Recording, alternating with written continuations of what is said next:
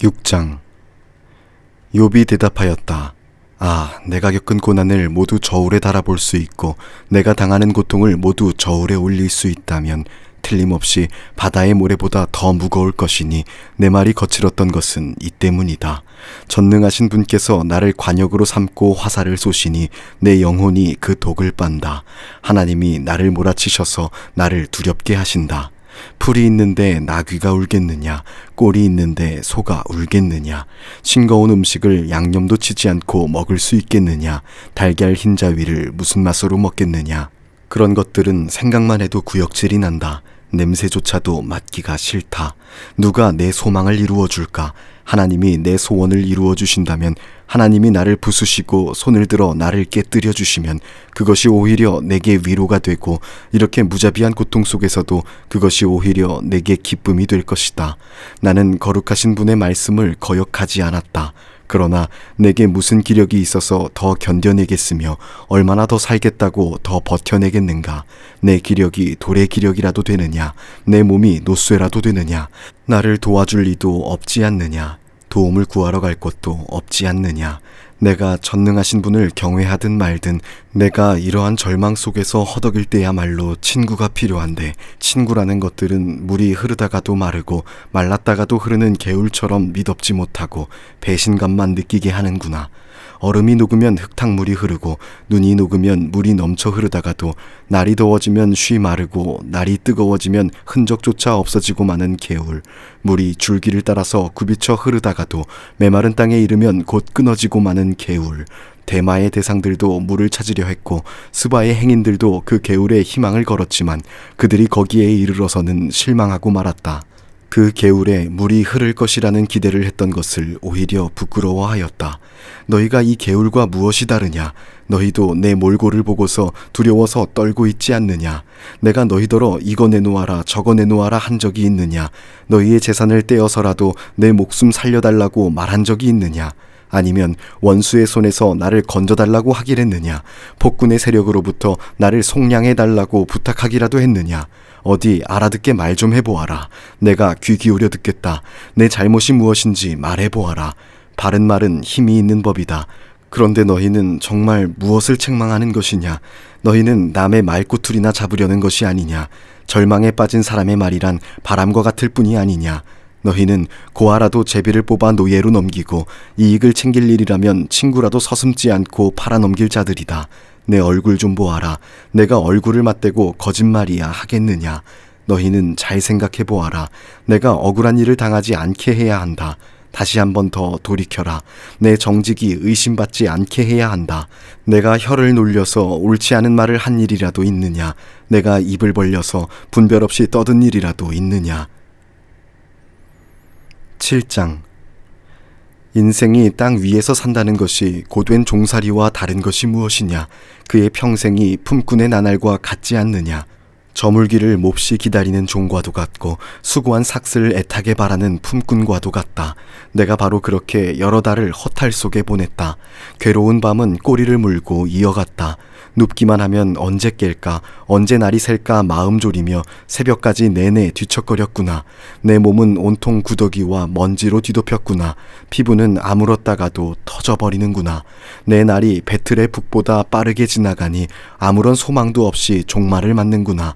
내 생명이 한낮 바람임을 기억하여 주십시오. 내가 다시는 좋은 세월을 못 볼 것입니다. 어느 누구도 다시는 나를 볼 수 없을 것입니다. 주님께서 눈을 뜨고 나를 찾으려고 하셔도 나는 이미 없어졌을 것입니다. 구름이 사라지면 자취도 없는 것처럼 스올로 내려가는 사람도 그와 같아서 다시는 올라올 수 없습니다. 그는 자기 집으로 다시 돌아오지도 못할 것이고 그가 살던 곳에서도 그를 몰라볼 것입니다. 그러나 나는 입을 다물고 있을 수 없습니다.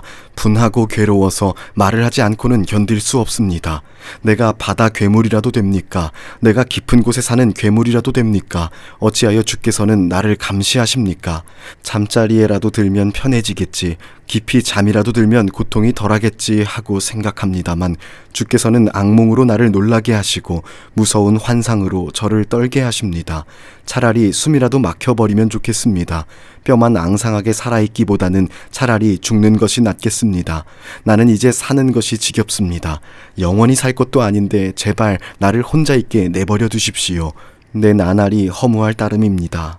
사람이 무엇이라고 주께서 그를 대단하게 여기십니까? 어찌하여 사람에게 마음을 두십니까? 어찌하여 아침마다 그를 찾아오셔서 순간순간 그를 시험하십니까? 언제까지 내게서 눈을 떼지 않으시렵니까? 침 꼴깍 삼키는 동안만이라도 나를 좀 내버려 두실 수 없습니까?